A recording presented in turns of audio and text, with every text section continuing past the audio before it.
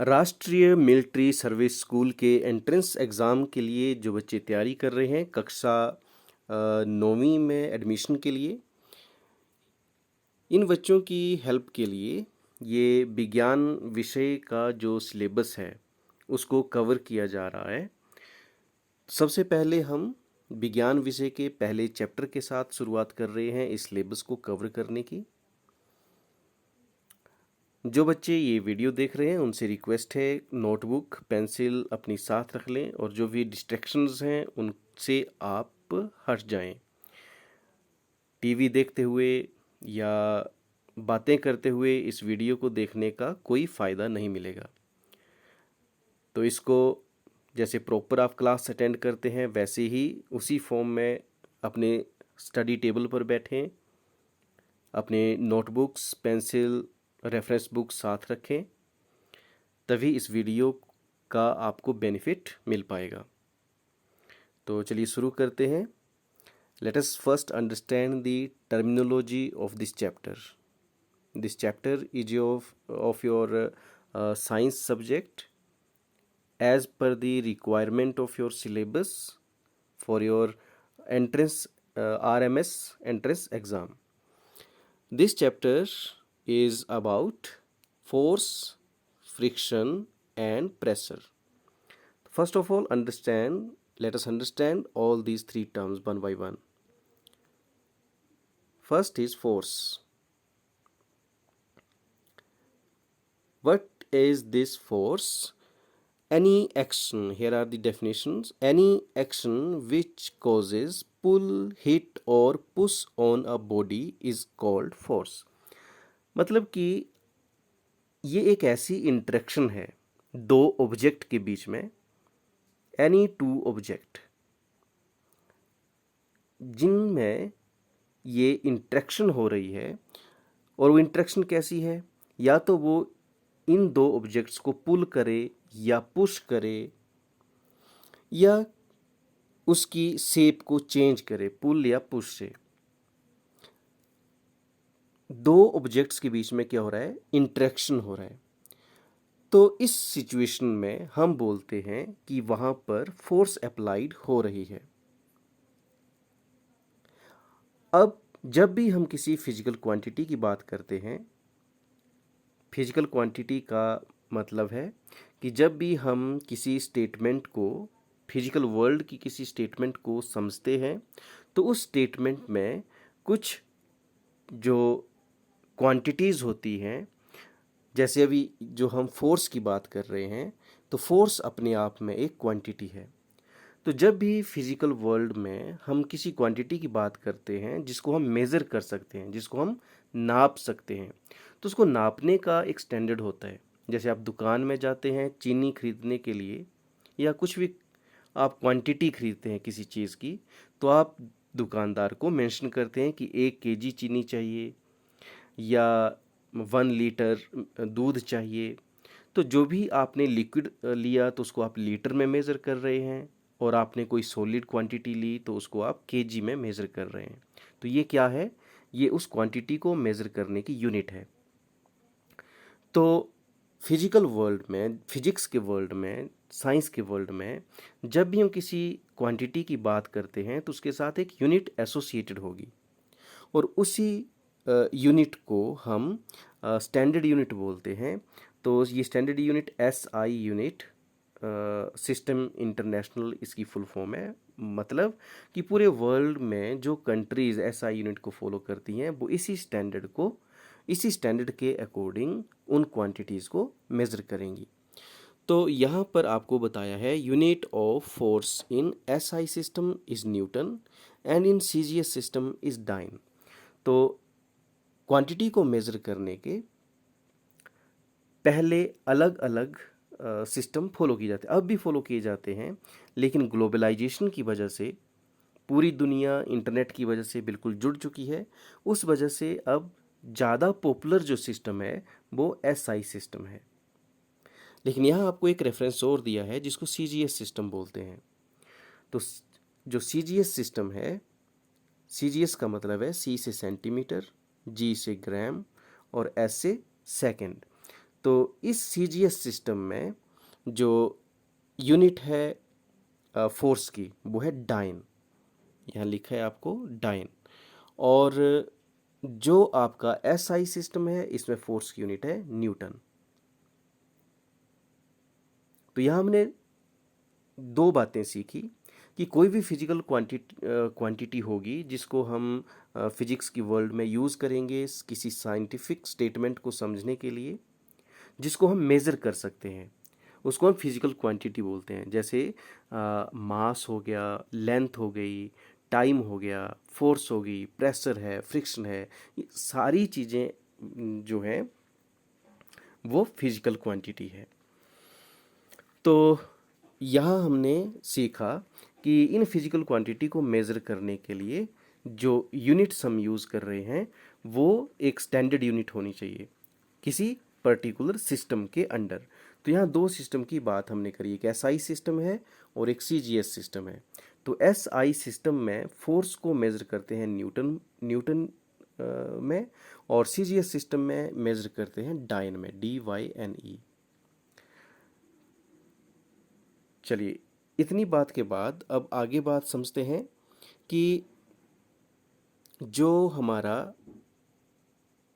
Relation है SI unit में और डाइन में वो क्या है। 1 newton is equal to 10⁵ dyne. 1 newton is equal to 10⁵ dyne. तो ये रिलेशन है दो सिस्टम ऑफ यूनिट्स में फोर्स की। दो जो हमने सिस्टम देखे यूनिट्स के, एक था एसआई सिस्टम जिसमें फोर्स की यूनिट है न्यूटन, और दूसरा है सीजीएस सिस्टम जिसमें फोर्स की यूनिट है डाइन। तो 1 न्यूटन होता है 10⁵ डाइन। अब आगे समझते हैं इफ़ेक्ट्स ऑफ फोर्स। तो जो हमने बात करी कि फोर्स क्या है, दो ऑब्जेक्ट के बीच में इंटरेक्शन।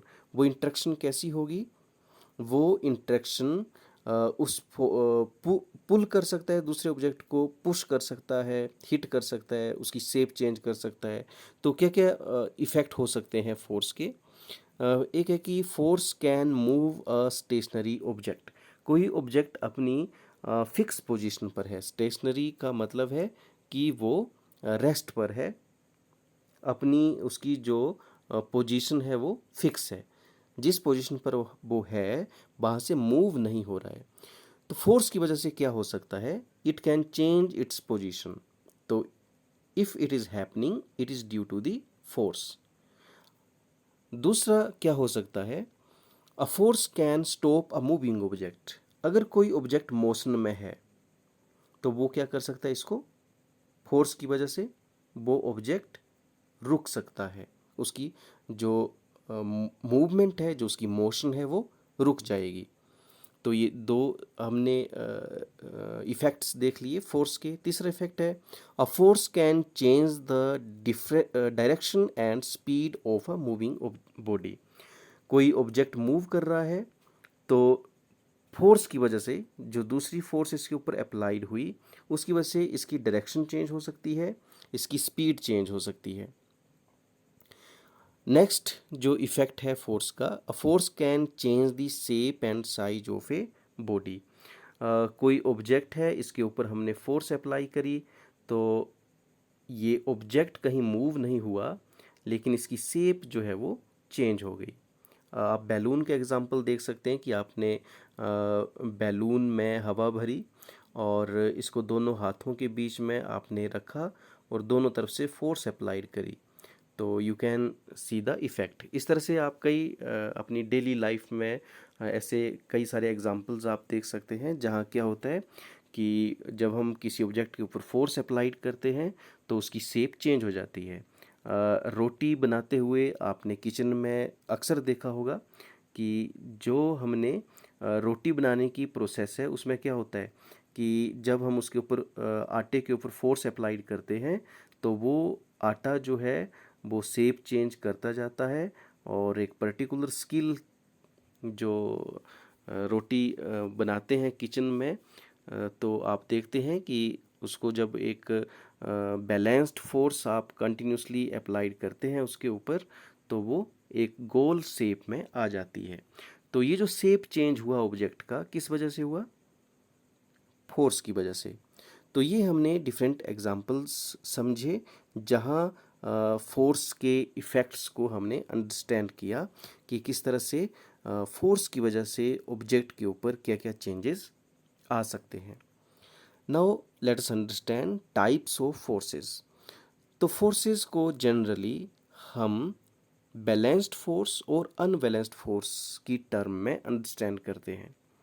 बैलेंस्ड फोर्स वो फोर्स होती है जिसमें क्या हो, net effect of all acting forces on an object is zero. इसका मतलब क्या है, कोई ऑब्जेक्ट है और इसके ऊपर जितनी फोर्स मैंने इस डायरेक्शन से अप्लाई करी, उतनी ही फोर्स मैंने इस डायरेक्शन से अप्लाई करी, उतनी ही फोर्स मैंने इस डायरेक्शन से अप्लाई करी, और उतनी ही फोर्स मैंने same magnitude of the forces. अगर ये 1 न्यूटन है तो ये फोर्स भी 1 न्यूटन होगी, ये भी 1 न्यूटन होगी, और ये भी 1 न्यूटन होगी।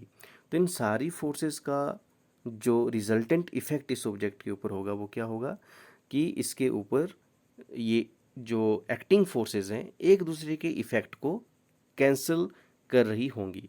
तो इस तरह की फोर्सेस को हम बोलते हैं बैलेंस्ड फोर्स। और ऑब्जेक्ट के ऊपर हम कोई जो इफ़ेक्ट है फोर्सेस का वो विजुलाइज नहीं कर पाते। तो जो इस तरह के जो फोर्सेस हैं जहाँ टोटल जो इसके ऊपर फोर्सेस का बन रहा है वो एक दूसरे के इफ़ेक्ट को कैंसिल कर रहा है, इसीलिए इसका जो इफ़ेक्ट है फोर्स का वो क्या है, जीरो है। तो इस तरह की फोर्स को हम बोलते हैं बैलेंस्ड फोर्स। यहाँ एक एग्जांपल दिया है टग ऑफ वार, जो रस्साकसी का गेम होता है जिसमें कुछ प्लेयर यहाँ रस्से को खींच रहे होते हैं, कुछ यहाँ खींच रहे होते हैं। अगर दोनों तरफ बराबर फोर्स अप्लाई हो रही है, वो in a tug of war when both the teams apply similar forces from both side, rope does not move either side, that resultant force is zero, hence it is balanced force। तो जब तक दोनों तरफ से बराबर force apply हो रही है, जब तक दोनों तरफ से बराबर फोर्स अप्लाई हो रही है रस्से के ऊपर, तब तक जो ये रस्सा है वो किसी भी डायरेक्शन में मूव नहीं होता है। तो इस केस में क्या हो रहा है, यहाँ पर जो रिजल्टेंट इफेक्ट है फोर्स का वो जीरो हो जाता है, और इसी को हम बैलेंस्ड फोर्स बोलते हैं। दूसरी है unbalanced force. If the net effect of all the forces acting on an object is not zero, then these forces are called balanced forces. तो इन फोर्सेस को हम बोलते हैं बैलेंस्ड फोर्सेस कब, जब जिस ऑब्जेक्ट के ऊपर फोर्स अप्लाइड हो रही है वो एक ही डायरेक्शन से है, या दूसरी डायरेक्शन से जो फोर्स है वो इसको कैंसिल नहीं कर रही है, दोनों का मैग्नीट्यूड जो है वो अलग अलग है।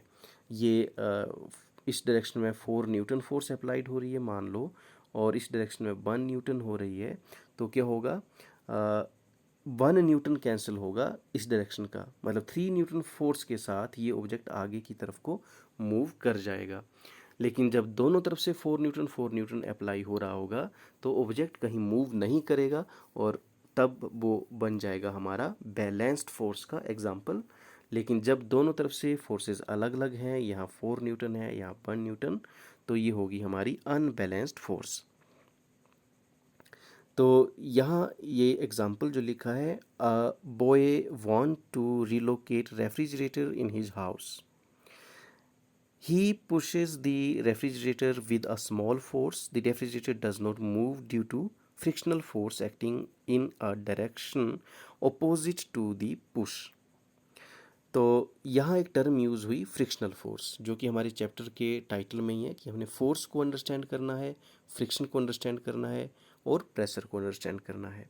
तो ये फ्रिक्शनल फोर्स क्या है, इसको हम कॉन्टैक्ट फोर्स भी बोलते हैं। जब दो ऑब्जेक्ट, जैसे ये फ्रिज की बात करी तो सपोज़ ये फ्रिज है और ये फर्श है, तो जब इस फ्रिज को मूव करने के लिए बच्चे ने एक लड़के ने फोर्स अप्लाई करा, थोड़ा फोर्स था, तो ये फ्रिज मूव नहीं हुआ। क्यों मूव नहीं हुआ? क्योंकि इसके ऊपर एक अपोजिट फोर्स अप्लाई हो रही है जिसको हम फ्रिक्शनल फोर्स बोलते हैं। तो फ्रिक्शनल फोर्स कहाँ लगती है? जब दो ऑब्जेक्ट कॉन्टैक्ट पर होते हैं, इसलिए इसको कॉन्टैक्ट फोर्स भी बोलते हैं। तो ये फ्रिज मूव क्यों नहीं हुआ? क्योंकि अब जो जितनी फोर्स अप्लाई करी थी लड़के ने वो फ्रिक्शनल फोर्स के बराबर ही थी। तो हमारा जो फ्रिज है वो मूव नहीं हुआ। फ्रिज को मूव करने के लिए उस लड़के को इतनी फोर्स अप्लाई करनी पड़ेगी कि जो फ्रिक्शनल फोर्स को ओवरकम कर दे। तो तब ये हमारा अनबैलेंस्ड फोर्स बन जाएगा और जो फ्रिज है वो जिस डायरेक्शन में फोर्स अप्लाई करेगा लड़का उस डायरेक्शन में मूव कर जाएगा। तो इस तरह से हमने समझा कि बैलेंस्ड फोर्स क्या होती है और अनबैलेंस्ड फोर्स क्या होती है। फ्रिक्शन को भी हमने समझ लिया। फ्रिक्शन क्या चीज़ है? फ्रिक्शन भी एक टाइप का फोर्स है जो अपोजिट डायरेक्शन में लगता है। जिस डायरेक्शन में कोई ऑब्जेक्ट मूव कर रहा है तो वो ऑब्जेक्ट जिस दूसरे ऑब्जेक्ट के कांटेक्ट में है, तो कांटेक्ट की वजह से एक फ्रिक्शनल फोर्स अप्लाइड होता है जो कि अप्लाइड डायरेक्शन फोर्स की अपोजिट डायरेक्शन में एक्ट करता है। तो फ्रिक्शन को हम और प्रेशर को बाद में डिस्कस करेंगे। पहले जितना हमने फोर्स के बारे में समझा तो इसकी एक्सरसाइज हम करते हैं। कुछ इससे रिलेटेड क्वेश्चन डिस्कस करते हैं, जैसे कि फोर्स इज ड्यू टू। तो हमने अभी फोर्स की जो डिस्कशन करी इसमें समझा कि फोर्स किस वजह से होता है। तो चार ऑप्शन है आपके पास। क्या मोशन की वजह से होता है, कोलिजन की वजह से होता है? तो हमने समझा कि ये इंट्रैक्शन की वजह से होता है। दो ऑब्जेक्ट में जो इंट्रैक्शन होता है, चाहे वो पुश का हो, पुल का हो, हिट का हो, तो दो ऑब्जेक्ट के बीच में कुछ इंट्रैक्शन हुआ जिसकी वजह से ऑब्जेक्ट की या तो शेप चेंज हुई, पोजीशन चेंज हुई, या उसकी स्पीड में चेंज आया, डायरेक्शन में चेंज आया। तो इस तरह से कोई भी चेंज आया दो ऑब्जेक्ट के इंट्रैक्शन की वजह से, तो उसको हम बोलते हैं कि वहाँ पर फोर्स लगा। सेकंड क्वेश्चन है the CGS unit of force is. तो ये भी हमने समझा कि सीजीएस होता है सेंटीमीटर ग्राम सेकंड, और ये एक यूनिट का सिस्टम है और इसके अंडर जो हम यूनिट लगाते हैं फोर्स में वो डाइन होती है। अगला क्वेश्चन है 1 न्यूटन इज इक्वल टू। तो ये भी हमने समझा कि 1 न्यूटन होता है 10⁵ डाइन के बराबर। नेक्स्ट क्वेश्चन है which of the following is are the examples of effect of force. तो इफेक्ट ऑफ फोर्सेस के एग्जाम्पल क्या क्या हो सकते हैं? A toy car starts moving when pushed. तो यहाँ भी क्या हुआ कि ऑब्जेक्ट के ऊपर इंट्रैक्शन हुआ कुछ कि टॉय कार को क्या किया है, पुश किया है और वो मूव करने शुरू हो जाती है। तो ये भी क्या है, फोर्स का एक इफेक्ट, फोर्स के इफेक्ट का एक एग्जाम्पल है। बी है shape of Dove ball changes when rolled. जो आटे की लोई होती है जिससे आप जब उसके ऊपर फोर्स अप्लाई करते हैं बेलन से तो उसकी शेप जो है वो चेंज होती है। तो ये ऑलरेडी डिस्कस किया हमने कि ये भी क्या है, एक फोर्स के इफेक्ट का एग्जाम्पल है। नेक्स्ट ऑप्शन है फॉलिंग ऑफ लीव्स और फ्रूट्स फ्रॉम ट्रीज। तो पेड़ से पत्ते का गिरना या फल का गिरना, क्या उसके ऊपर फोर्स लगी? बिल्कुल लगी उसके ऊपर फोर्स, क्योंकि अर्थ का ग्रेविटेशनल पुल उसके ऊपर लगा जिसकी वजह से वो ऑब्जेक्ट नीचे गिरा। तो ये भी क्या है, फोर्स का एग्जाम्पल है। तो इसका right answer is all of the above. Next question है the force applied by the archer to stretch the bow is an example of. जो धनुष कमान होता है उसमें जो तीरंदाजी करने वाला है इसने तरकस को खींचा तीर को आगे फेंकने के लिए। तो यहाँ पर क्या है, कौन सी फोर्स का एग्जाम्पल है? तो इसको खींचने के लिए कौन सी फोर्स लगी? हाथ से खींचा है आर्कर ने, तीरंदाज ने, जो भी इसको चला रहा है, तो वो अपने मसल पावर का यूज़ कर रहा है। तो यहाँ मस्कुलर फोर्स लगी इसको खींचने के लिए। Next is force can change in. तो इफेक्ट ऑफ फोर्स में हमने देखा कि फोर्स किसी ऑब्जेक्ट की लेंथ चेंज कर सकता है। सपोज़ ये रबर बैंड है, और आप इसको इस तरफ भी फोर्स लगा रहे हो और इस तरफ भी लगा रहे हो, तो क्या करेगा, ये इसकी लेंथ को चेंज कर देगा। वॉल्यूम को चेंज कर सकता है, और एरिया को भी चेंज कर सकता है। तो ऑब्जेक्ट के ऊपर जब हम फोर्स अप्लाई करते हैं तो उसकी लेंथ भी चेंज हो सकती है, उसका वॉल्यूम भी चेंज हो सकता है, और एरिया भी चेंज हो सकता है। तो ऑल ऑफ दीज। तो इस तरह से आज की डिस्कशन में हमने फोर्स को अंडरस्टैंड किया। नेक्स्ट पार्ट में हम फ्रिक्शन और प्रेशर को समझेंगे। इससे रिलेटेड और एक्सरसाइज आपको पीडीएफ फॉर्म में मिल जाएगी, तो आपने उन क्वेश्चंस को जो फोर्स के रिलेटेड होंगे सॉल्व करना है। फोर्स का एक एक्सप्रेशन यहाँ लिख देते हैं कि फोर्स क्या होता है। जब हम न्यूटन लॉज को पढ़ते हैं तो फोर्स होता है mass into acceleration. Force is mass into acceleration, ये होता है फोर्स। और एक्सेलरेशन क्या होता है, एक्सेलरेशन होता है वेलोसिटी अपॉन टाइम। तो इस तरह से इस जो एक्सप्रेशंस हैं इनका यूज़ कोई न्यूमेरिकल प्रॉब्लम आपसे पूछी जाए तो वहाँ इनका यूज़ हो सकता है। मास के बारे में आपको पता ही है, इसकी यूनिट केजी में होगी, और एक्सेलरेशन की यूनिट होती है मीटर पर सेकेंड स्क्वायर। तो आज की डिस्कशन में इतना ही। उम्मीद करता हूँ कि आपको ये बातें सारी समझ आई होंगी। अगर नहीं आई हैं, कोई डाउट रह जाता है, तो आपने कमेंट करके अपने डाउट को मेंशन करना है। नेक्स्ट डिस्कशन में उस डाउट को सॉल्व किया जाएगा। आज के लिए इतना ही। Thank you.